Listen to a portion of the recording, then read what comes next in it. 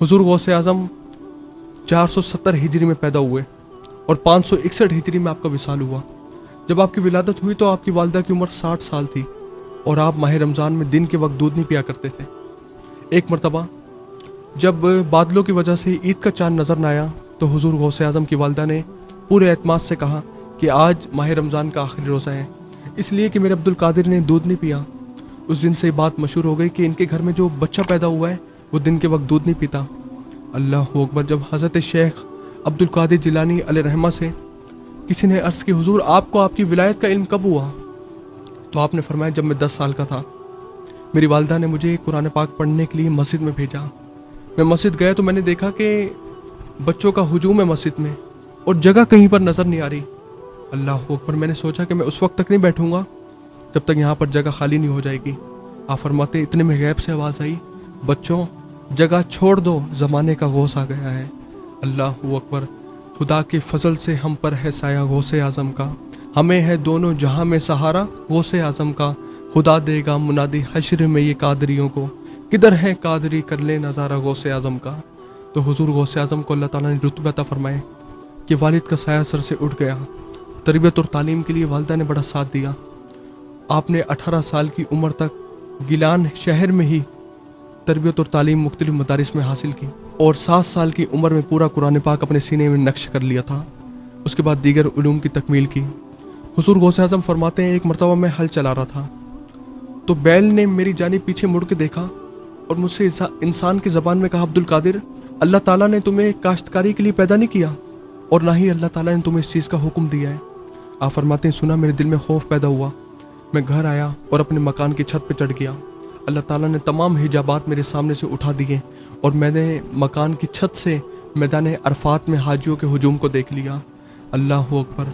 उसके बाद वालिदा की बारगाह में हाजिर हुआ और मैंने अर्ज़ की, अम्मा जान आप मुझे इजाज़त दें कि मैं इल्म हासिल करने के लिए बगदाद जाऊँ और वहाँ के उलमा कराम से इल्म हासिल करूँ, मोहम्मद अरबी का दीन पढ़ूँ। तो वालिदा ने वजह पूछी तो आपने तमाम उन ताज़ा वाक़यात को बयान कर दिया।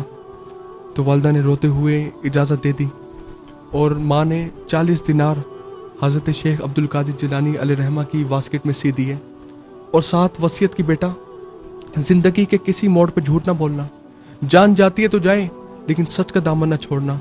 तुम्हारे नाना सादिक और अमीन है, तुम भी उनके नक्शे कदम पर ज़िंदगी को बसर करना। अल्लाह अकबर।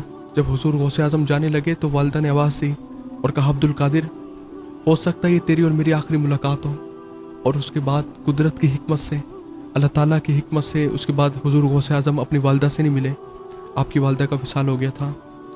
आप एक काफ़िले के साथ रवाना हुए। आप जानते हैं कि पहले काफ़िले पैदल सफ़र किया करते थे। आप एक काफ़िले के हमारा रवाना हुए बगदाद की जानिब। तो जब आगे हमदान से आगे एक जंगल आया, वहाँ पर डाकुओं ने आपके काफ़िले को लूट लिया। एक डाकू आपके पास आया और कहने लगा, तुम्हारे पास क्या है? आपने फरमाया, मेरे पास 40 दिनार हैं।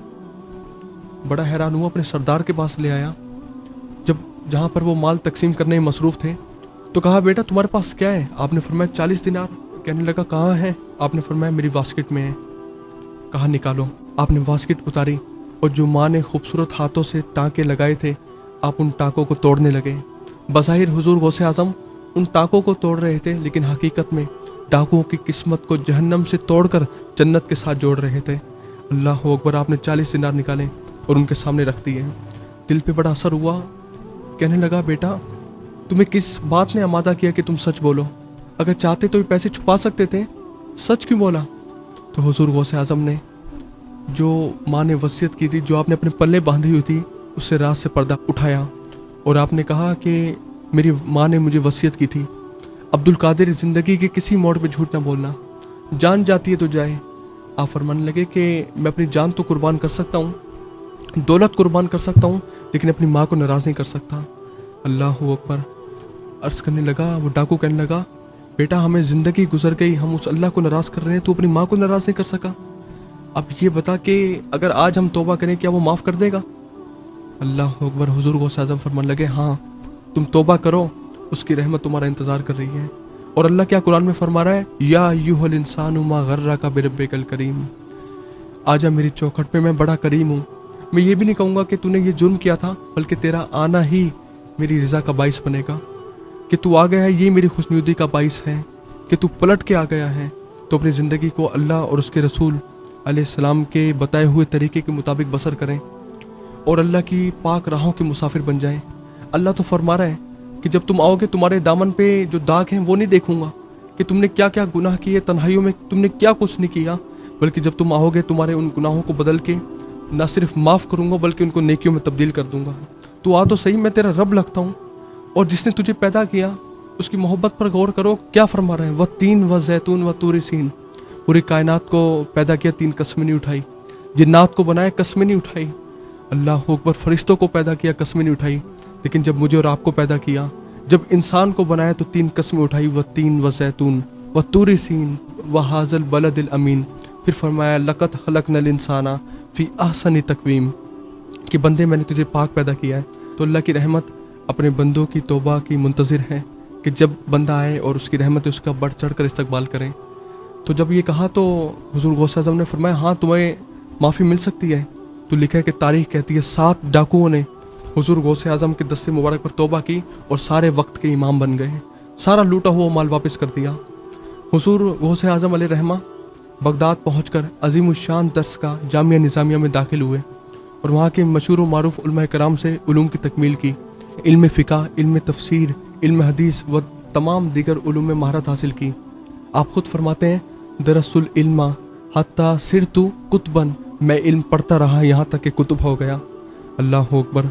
हुज़ूर गौसे आज़म इस्लामी उलूम, फ़िक़्ह व तफसीर व हदीस में महारत हासिल करने के बाद इल्म तसव्वुफ़ की जानिब मुतवज्जा हुए और हमाद बिन मुस्लिम दबास की खिदमत में हाजिर हुए और मुद्दत दराज तक उनकी खिदमत में हाजिर रहकर आप तसव्वुफ़ पढ़ते रहे। उसके बाद तरीक़त और सलूकी मंजिलें तय करते रहे। हुज़ूर गौसे आज़म उलूम ज़ाहिरी व बातिनी हासिल करने के बाद आप इबादत में मशगूल हो गए। रियाज़त मुजाहिदे आपने किए, बड़े बड़े मुराक़बे किए, कई कई रातें आपने अल्लाह की इबादत की और कभी कभी 40-40 दिन तक बेआबुदाना मुसलसल इबादत में मशगूल रहते और ख्वाहिशात नफसानिया से जहाद करते रहते। 25 साल तक इराक़ के जंगलों में फिरते रहे और अल्लाह का जिक्र करते रहे। और आप फरमाते हैं उस वक्त तक ना मैं किसी को जानता था और ना ही लोग मुझे जानते थे। और आपकी तालीमात ये हैं कि आप फरमाते मैंने नमाज इशा के वज़ू से नमाज फ़जर अदा की है 40 साल तक, और 15 साल तक नमाज इशा के बाद से सुबह तक कुरान पाक तिलावत किया है। ये हुज़ूर गौसे आज़म की तालीमात हैं।